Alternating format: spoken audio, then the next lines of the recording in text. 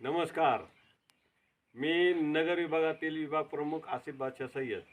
आज आपण आलेलो आहेत नगर तालुक्यामधील मांजरसुंबा या गावामध्ये. या गावामधील आपला भरत कदम हा कृषी मित्र या ठिकाणी काम पाहतो आणि त्या माध्यमातून आपण या ठिकाणी गंगमा मंडल जो आपण मध्य प्रदेशमध्ये जाऊन त्या ठिकाणी स्नेहालय व फुलटण इंडियाच्या माध्यमातून आपण त्या ठिकाणी जाऊन 3 दिवसाचं प्रशिक्षण घेतलेलं आहे आणि त्या ठिकाणी आपण या मांजरसुंबा या गावामध्ये तुम्हाला 8 दिवसाचा जो भाजीपाला आहे तो त्या ठिकाणी तुम्ही घरीच तयार करायचा आहे आणि त्याच्यासाठी लागणारी निविष्ठा ह्या घरीच तयार करायच्या. 5-5 झाडं, समजा आता 5 वांग्याची झाडं लावायची, 5 भेंडीचे लावायचे, 5 टोमॅटो लावायचे. त्यासाठी लागणारे तुम्हाला गवारची झाडं लावायची, त्याच्यानंतर मिरची. आपल्याला जे जे घरी म्हणजे 8 दिवसाचा जो भाजीपाला असतो तो भाजीपाला आपण त्या ठिकाणी आता छोटीशी कॉपी करायची. त्या पद्धतीने आपण पाण्याच्या हिशोबाने लावायचे.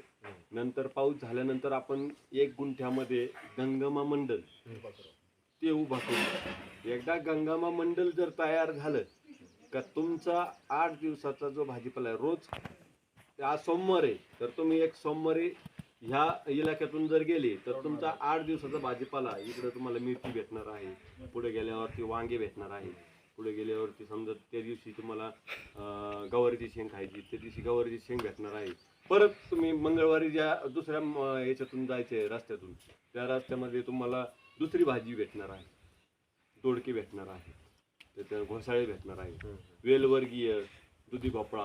म्हणजे हे कसे तर आपल्याला जसे जसे पाहिजे असतील तसे 8 दिवसाचा भाजीपाला आपण त्या ठिकाणी तयार करणार.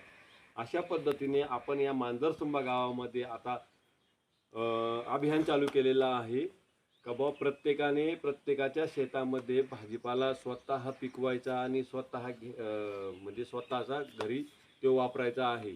ना की आपण बाजारात जाऊन ते भाजीपाला घेऊन यायचा, 400-500 रुपये त्याला घालायचे, त्याच्यानंतर त्यामध्ये आपण जो काही भाजीपाला घेऊन येतोय तो हा विषमुक्तच असेल असंही नाही, कारण त्यामध्ये रासायनिक फवारे देखील मारलेले असतील आणि तोच आपण भाजीपाला खाणार तर त्याने आपल्या शरीराला देखील अपाय होणार आहे.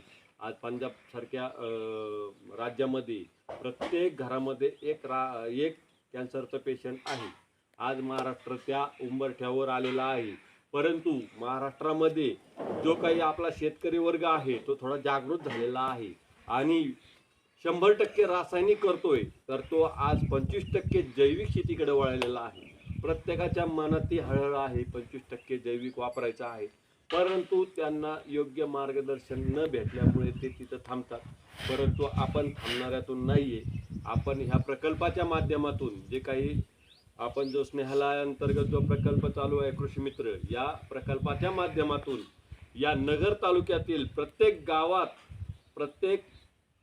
गावातील शेतकऱ्याच्या घरामध्ये आपण तो 8 दिवसाचा भाजीपाला तयार करण्यासाठी एक संकल्प हाती घेतलेला आहे आणि नक्कीच ते आपण यशस्वी करून दाखवणार आहेत. तर चालतोय. धन्यवाद.